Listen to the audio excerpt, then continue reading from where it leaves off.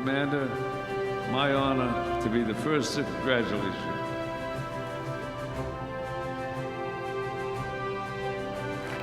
It is indeed an honor and privilege to be elected your national commander of this great organization. As we continue to build a foundation for the future, we will ensure no veteran left behind. Well, one of the things is kind of like my theme this year, no veteran left behind, where President Lincoln says, care for those that borne the battle, and for his widow, and for his orphan. There's a lot to that, the strength that he was giving toward the care of our veterans. And today, on behalf of our comrades from the newest era, we implore Congress to deliver long overdue relief, assistance and recognition for veterans who suffered due to the exposure to the toxic fumes burn pits in the Middle East. And for sick veterans exposed to radiation from atomic testing, time is of essence for the PACT Act. Make no mistake, this is a once-in-a-generation opportunity. A pact is a promise, a solemn promise we must honor.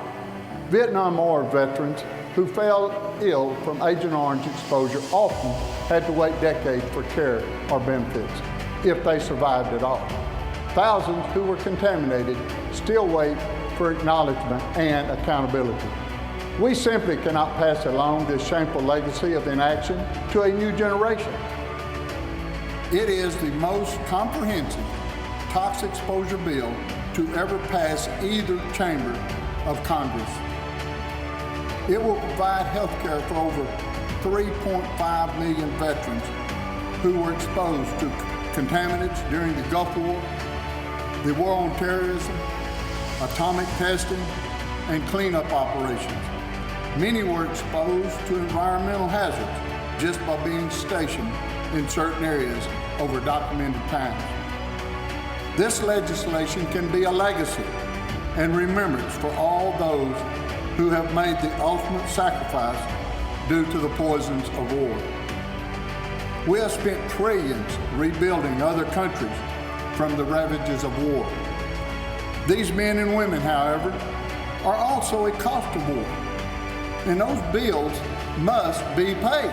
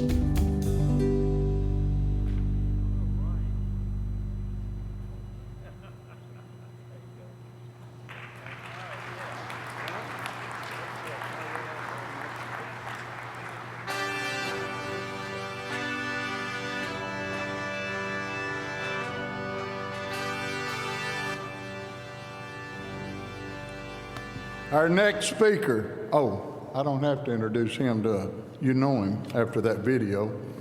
The video you just saw was supposed to be my year in review, but we're not done yet. We're still going to have a lot of excitement over the next 2 days. American Legion family, delegates, and guests, we did it, you did it. The American Legion Auxiliary did it, the Sons of the American Legion did it.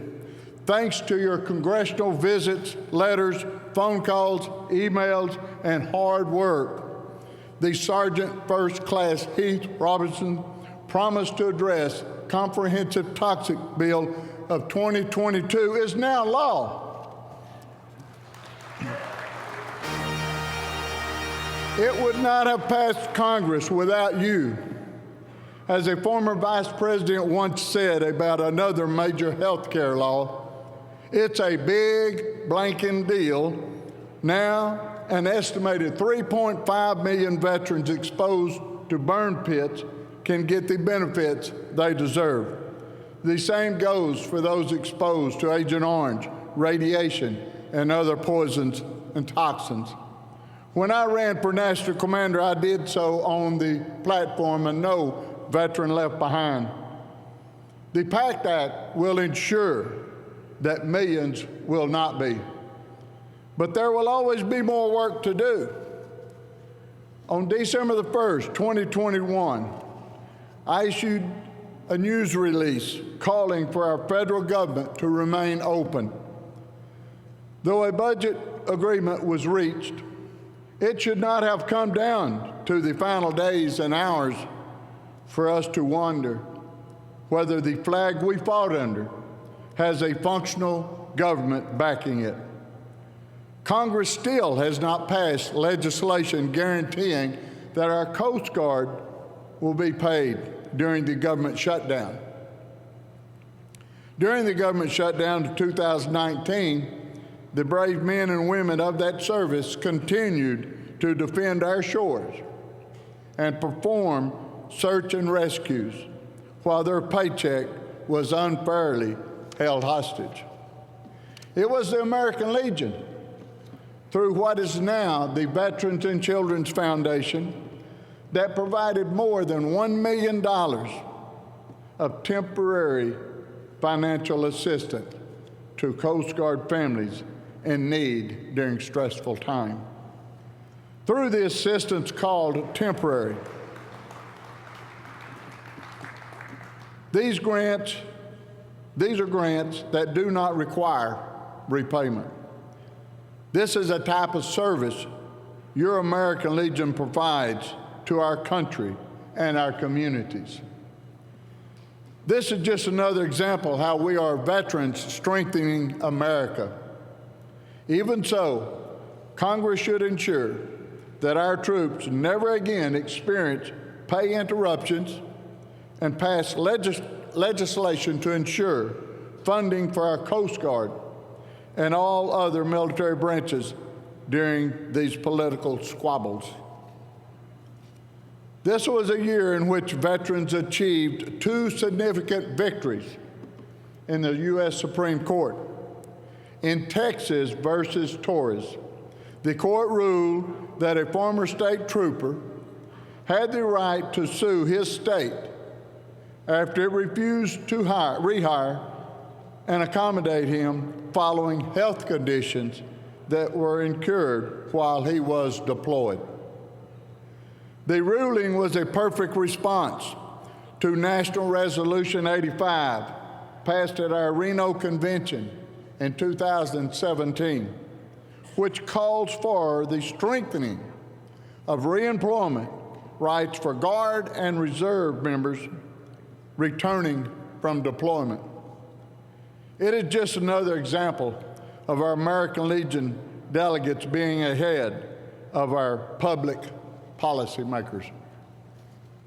The other Supreme Court ruling this year that we applaud protects the right of a high school coach to pray on the football field during games.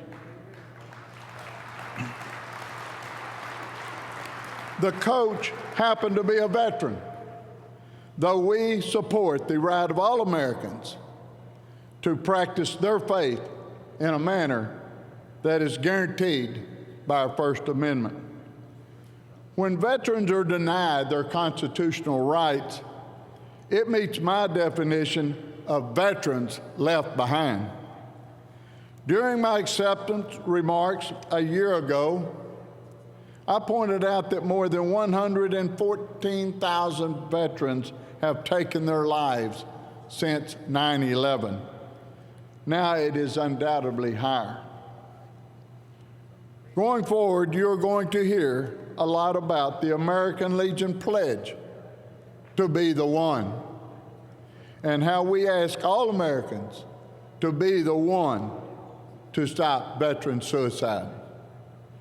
Jack Power of St. Petersburg, Florida, attempted suicide when he knew he was about to be homeless due to undiagnosed PTSD.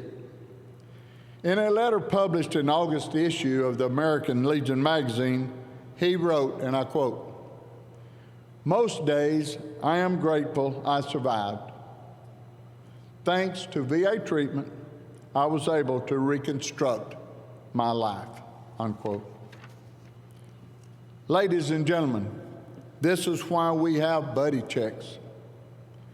This is why it is so important that we check on the welfare of our fellow veterans.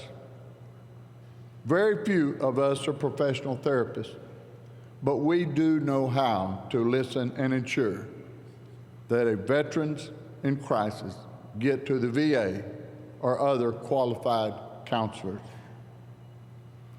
We do these things because we are committed to the cause of helping veterans. I own an insurance agency and know that having a good product is not enough. You have to sell it. That means engaging with your customers and potential customers. Signing up a new member is only a Band-Aid approach.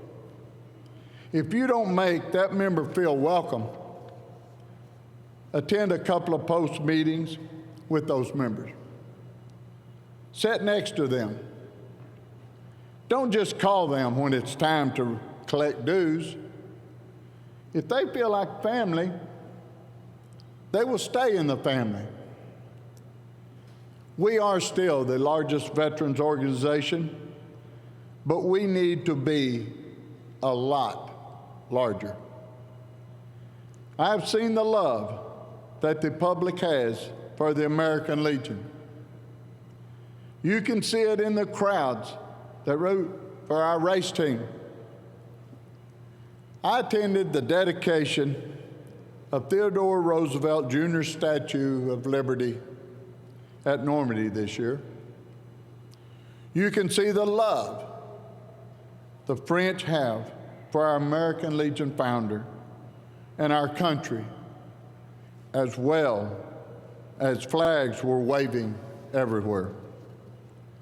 You can see the love that Americans have for us every time we send their most precious resources, their children, to participate in American Legion program. You can see the love and gratitude veterans have for our organization every time a service officer helps them successfully obtain the benefits which they've earned. We need to do a better job codifying their love into membership. Even people who are not eligible are usually close to someone who is. And with the Legion Act, millions and millions of people are eligible to be members of the American Legion family. This year, we have returned to normalcy. I had a few scheduled visits canceled due to the pandemic, but for the most part, Americans are back out in the public. All of our national youth programs have returned, and meetings are back to being in person. The COVID-induced membership slide is over. We cannot use the coronavirus as an excuse to not recruit and renew. A couple of years ago, our National Executive Committee adopted Veterans Strengthening America as the official marketing motto of the American Legion. In order for the organization to truly strengthen America, it will take many of us. A larger American Legion is a stronger American Legion, and a stronger American Legion means a stronger America. God bless you all. God bless our American Legion family. And I hope you all enjoy the rest of our convention. Thank you.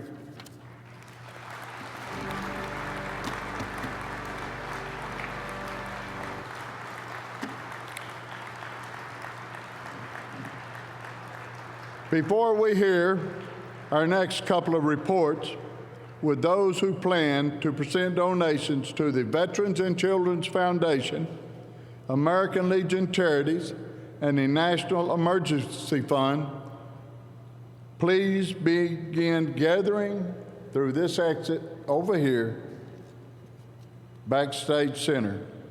I also hope you've had a chance to visit. It's not back there. It's back there now. I also hope you have had a chance to visit the 1919 Society booth in the back of the hall. Do so if you get a chance.